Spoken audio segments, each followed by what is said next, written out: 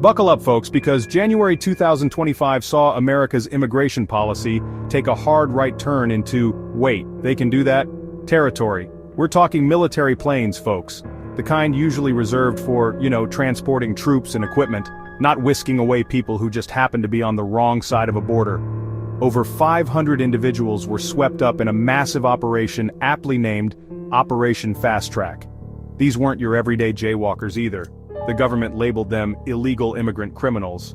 Now, I'm not saying these folks were choir boys, but using the military to round them up? It felt a tad dramatic, even for 2025. And did I mention this was the biggest deportation operation in US history? Because it was. We're talking record-breaking, headline-grabbing, neighbor-scaring levels of deportation here. Just another Tuesday in the good old US of A, am I right? Now, you'd think shipping hundreds of people back to their home countries would require a little something called diplomacy, right? Well, someone forgot to tell the folks down in Washington. Colombia, bless their hearts, initially told the US military flights to take a hike. Then came the Trump card.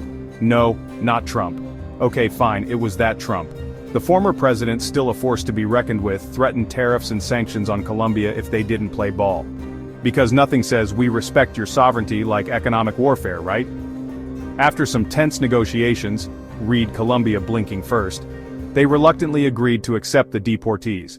But not without some serious side-eyeing and a healthy dose of resentment. You know you've messed up when even the country you're sending people back to is giving you the stink eye. Mexico, never one to be outdone, decided to get in on the action too. But instead of a full-blown diplomatic spat, they opted for a more passive-aggressive approach. When a US military flight showed up with a manifest full of deportees, Mexico said, "Hold on a minute, amigo, this doesn't look right." Turns out, there was a teensy-weensy miscommunication about who was on the plane. Whoops! Guatemala, however, was more than happy to take in the 265 deportees flown in on 2 military and 1 non-military plane. Makes you wonder if they owed the US a favor. Mexico did end up accepting 4 government-chartered deportation flights and sent back roughly 2,000 people via land and air. But the message was clear: don't mess with Mexico, especially when it comes to your deportation shenanigans. So, what's the takeaway from all this deportation drama? Well, for starters, it seems America's solution to its immigration woes is to throw more military might at it. Because nothing says welcome to the land of the free like a squadron of C-17s on your doorstep. This whole debacle raises some serious questions about the militarization of immigration enforcement. Is this really the best use of military resources? And what message does it send to the world when we treat immigrants like enemy combatants? One thing's for sure, this ain't your grandpappy's immigration policy.